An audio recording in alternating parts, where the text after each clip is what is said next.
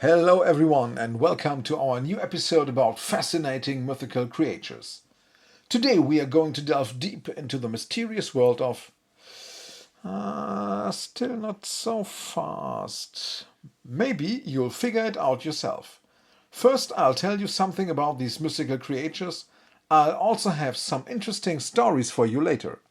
Make yourself comfortable and let yourself be carried away into the world of fairy tales and legends. They are called Toggeli, Schrat, Trut, or Valridaske. They are described as small black creatures that penetrate through keyholes or the smallest cracks. They are particularly prevalent in the dark, and actually only then. Do you know? Of course, today we are talking about the night elves. They can be assigned to the family of elves. What makes the elves so famous and infamous? Well, everyone who has ever had a nightmare will be able to say that. Let's start with the origins of the night elf. Although it wasn't always called that. In the past, this being was called Mar. So if you had a nightmare, you had a nachtmar. You can see that the English term nightmare may have developed from this. Mar is said to go back to the Germanic root mer, which means to crush. I can understand that because a mar can really crush your night's rest. In French it is a cauchemar, Old High German, Old and New Swedish, Polish, Icelandic mara. The warlord Morrigan, found in Irish mythology, is also etymologically related to Mara. After the Reformation, the word was replaced by alp or alp, without changing its meaning. The term alp comes from Germanic mythology and refers to elves or elves. These nature spirits were believed to be responsible for dreams. It is difficult to describe an alp because it has no fixed appearance. It can look like a normal person and is not at all recognizable as a ghost. This demon also likes to transform itself into a pet, such as a cat or a dog. However, its appearance as an object is particularly insidious. The alp can place itself like a pen, a feather, a box, or something similar that has been carelessly left lying around in the room. An alp can even take the form of leaves or parts of flowers flying around. In rarer cases, it appears as a beautiful young girl or as a fantasy hybrid.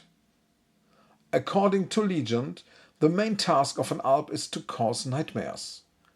It sits on the chest of its sleeping victim and presses down with its weight so hard that the victim almost suffocates. In this phase of shortness of breath, the sleeping person is overcome by terrible nightmares, and some people have never woken up from them. Only a liberating cry from the sleeping person can put an end to the haunting. An alp only exists at night. During the day, he leads a completely normal life as a human being. However, he is burdened by great worries in life and he absolutely has to get rid of this pressure again. Otherwise, he could fall victim to the devil and become an incubus, male, or a succubus, female. It is said that an alp is himself a sleeper who leaves his body at night to transfer his pressure to other sleepers. Advanced alps develop needs like a vampire. They also suck the blood out of their victims' bodies by sucking at the breast like a baby. They are sometimes mistaken for werewolves because they cannot remember what they have done the next morning. In some cases, an alp is a revenant. He finds no peace in death and torments his victims out of vengeance to relieve his anger. A nightmare is very difficult to identify as it doesn't actually know that it is a night demon. But the first person the victim asks for salt after a nightmarish night is said to be the culprit. People who are under enormous stress or who are dealing with strong emotional conflicts are particularly susceptible to attacks. A number of more or less proven methods have been developed as a defensive measure. One of the most promising is calling out the human name. If the victim has recognized the nightmare, he should call him out loud by his real name. The nightmare is then terribly frightened and his human spirit returns to the body. He is then released from this curse for all time. However, it is much more common that the nightmare's real identity cannot be discovered, and other means must be used. A magical pentagram, also called a witch's foot, attached to the bed, windows, or doors, holds the nightmare back as he cannot walk past it. A mirror, placed on the chest before going to sleep, is said to work wonders. The nightmare cannot bear its own reflection and would recognize its human host. However, you could also avoid the mirror by lying on your stomach to sleep, because a nightmare only sits on the chest of a sleeping person. A witch's knife placed on the bedside table is very likely to cause the nightmare to injure itself. However, this method is only effective if 9 crescents and 9 crosses are engraved on the witch's knife. If the nightmare manages to escape undetected after such an injury, then a careful look at the immediate neighborhood is advisable. The injury remains and appears in the same place and in the same form on the person in question. If you prefer the very pragmatic methods, you should leave the light on while you sleep. A nightmare is afraid of the light and would not even appear. If you want to release the nightmare, then blocking the keyhole or another way through the room would be advisable. However, only when the nightmare has already appeared. His escape route would then be cut off, and at the first light of dawn he would transform back into his original form. The religious variants of defense include intense prayers, holy water sprinkled throughout the room, holy relics, and erected crosses. Even if the appearance of an alb sounds relatively harmless, one should not underestimate the fact that a visit from an alb demon can be fatal. A heart attack caused by fright or shortness of breath, or even suffocation, are not uncommon. According to tradition, the German term Nachtschattengewächse, night shade, comes from the old word for nightmare, Nachtschaden. Extracts from alkaloid-containing nightshade plants, such as the deadly nightshade, the black henbane, the bittersweet nightshade, and the black nightshade, were used in the Middle Ages for medicinal and magical mixtures to drive away the Nachtschaden, that is, the nightly nightmares. In some stories, the maar has a clearly erotic character. Sexual acts between humans and maar are reported. Along with the werewolf, it is one of the solitary creatures that can change its shape. Maar bring illness, and in some parts of Scandinavia, the boundaries between witches, beings that steal mother's milk, revenants, and ghosts are blurred. In contrast to witches and other sorcerers, the Nordic maar is always associated with riding and causing harm at dusk or at night. Other spirits never ride. In the old Norwegian Christian law, riding as a maar is expressly punishable. If it is proven that the woman rides a man or his household members, states section 46 of the Christian law of the Eidsivating. The possibility of changing shape as a maar and performing a maar rite is presented as a real possibility. In the Middle Ages, the mythical creature lived on in the form of various superstitions, and it was counted among the Black Mountain spirits, dwarfs, and night elves. In Low German legends, the Maid, who is usually a woman, takes on the functions of the Nachtmar, but hardly resembles his form. The Schretteli, or Schrettele, from many Black Forest legends is also probably a variation of the Nachtmar. Here, too, it is usually a female person or even a witch who leaves her body and enters the bedrooms of her victims through the keyhole in the form of a straw. Once there, she torments and presses her victims until they are completely exhausted. The Schretteli is also said to often press the cattle in the stable to relieve itself there when it cannot press a human. Later, the Nachtalb was also equated with the devil. The phrase, "the devil has ridden you," is to be understood as a synonym for "the Nachtalb has ridden you." Similar to Frau Holle, who is said to ruffle webs and hair, the night elf was also said to not lose hair in humans and animals. This is why the night elf was also called Albzopf, Drudenzopf, Wichtelzopf, and Weichselzopf. Nightmares have been a fascinating and spooky subject for centuries and have been covered in stories, legends, and literary works.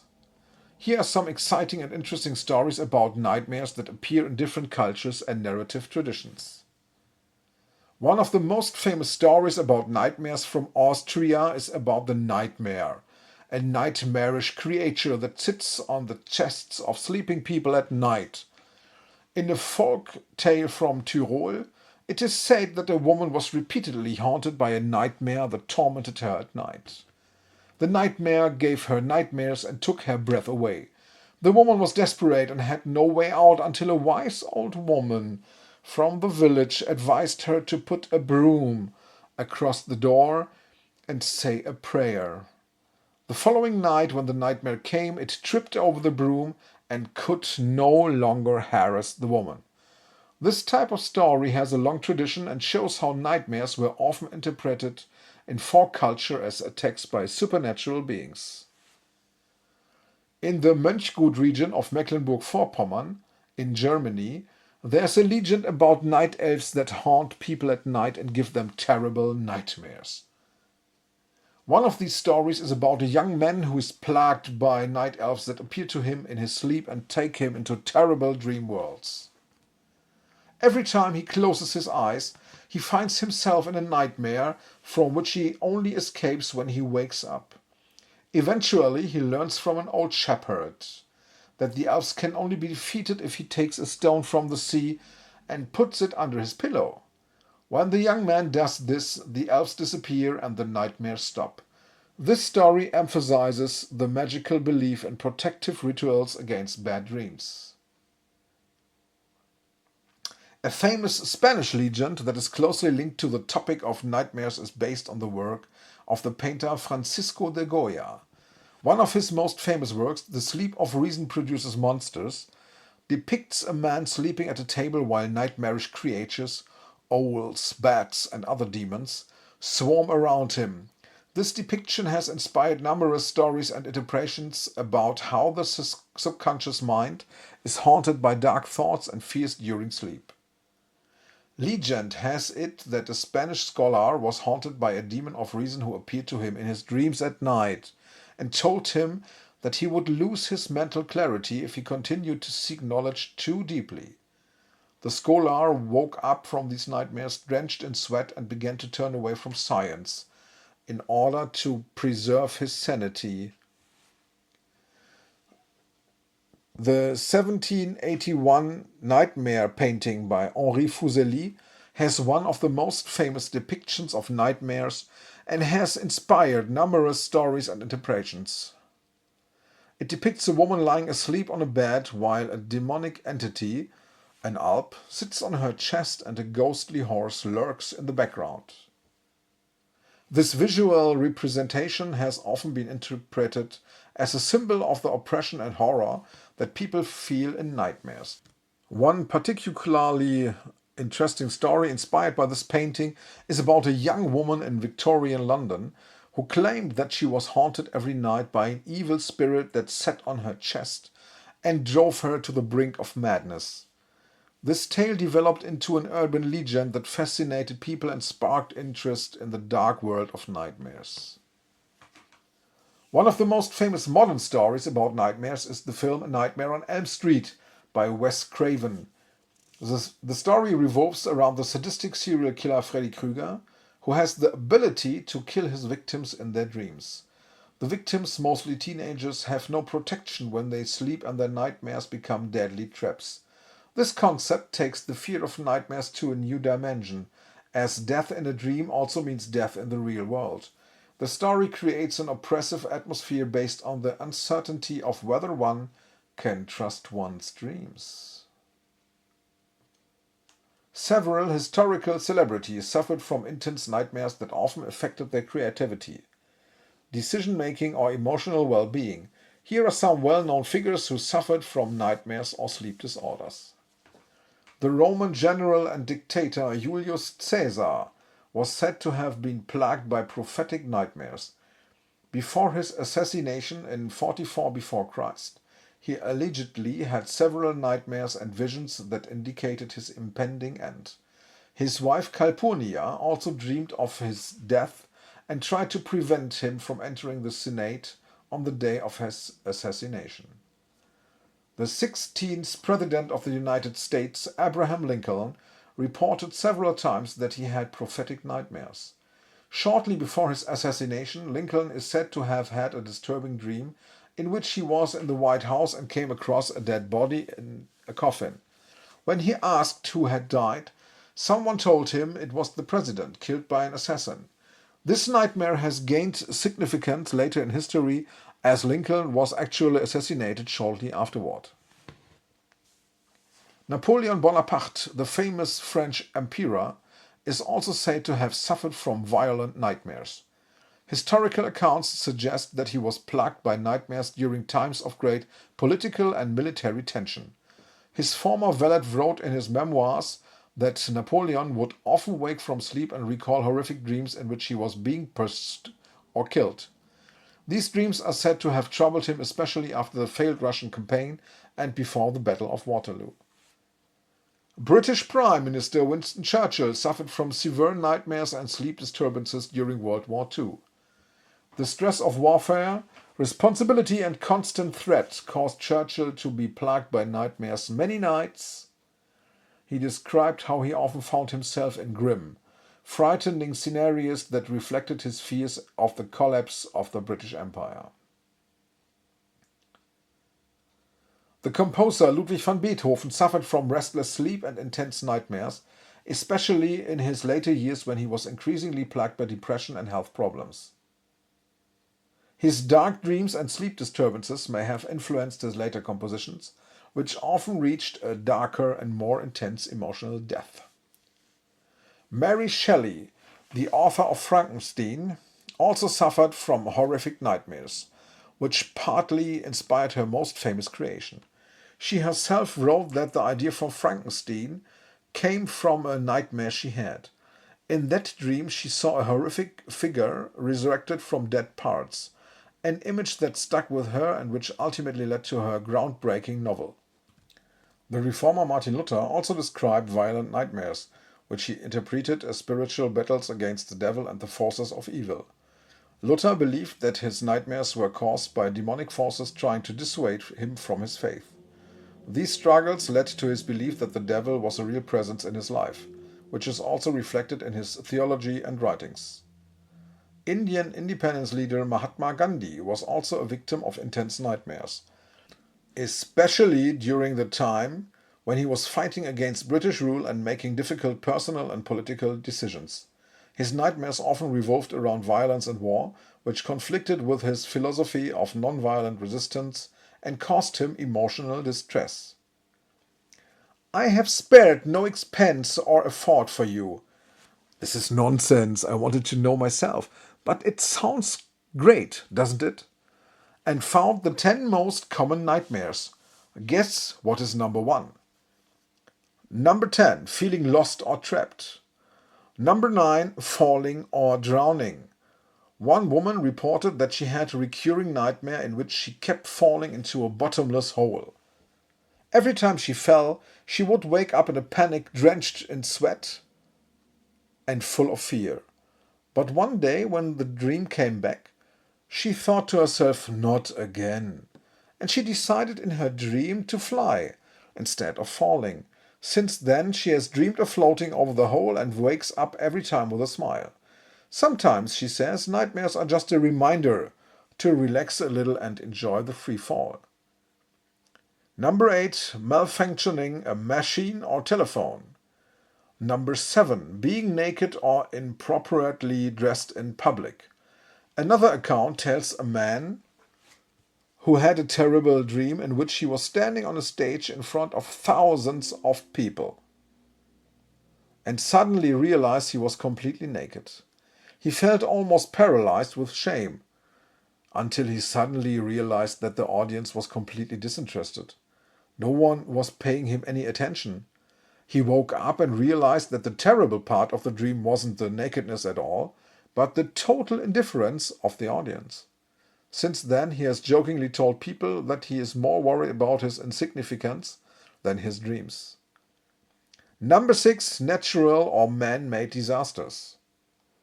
A man had an extremely dramatic dream in which the world was ending.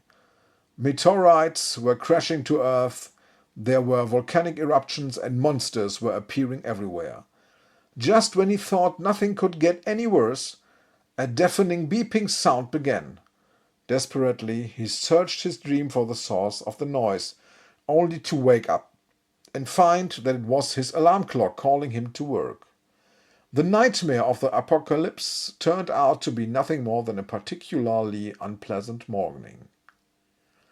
Number 5, failing an exam. I'll tell you a secret. I haven't passed every exam the first time either, and it hasn't done me any harm to this day. Number 4, losing or damaging property. Number 3, problems with the car. Do they mean regular problems or only when someone has married his car? Number 2, suffering from illness, injury or death. Abraham Lincoln, who was often plagued by intense dreams, had a particularly humorous view of his nightmares. When a close friend told him that he had a terrible dream in which he saw the president being shot by an assassin, Lincoln is said to have replied dryly, "What was so terrible about that? I see it every day at work." Lincoln's dry humor in such a serious situation shows that even the darkest dream can be made to smile a little. Number 1, being chased or pursued. A man once recounted that he had a particularly frightening nightmare in which he was being chased by a monster in a dark alley. In the middle of his dream, he suddenly stopped, turned around, and looked at the monster that was chasing him. To his surprise, the monster barked like a dog. "Why are you barking?" the man asked in the dream. The monster replied, "I'm trying to warn you. Your dog is hungry." The man woke up, laughed, and realized that his dog was actually standing next to the bed, looking at him hungrily. Since then, he has associated nightmares with a reminder that he must never forget to feed his dog. I like this story even better. Children sometimes have their own way of dealing with nightmares. A little boy often had the same dream in which he was being chased by a big bad wolf. When his parents asked him if he was scared, he said, "No, I asked him if he wanted to play with me. Now we play catch and I always win." The child's simple logic and unshakable optimism can show us that sometimes we just need to change our perspective on our fears to take the fear out of them. That's it for today. I can't say more about nightmares. As usual, all without guarantee of accuracy or even completeness. I hope you enjoyed the stories about the night elves.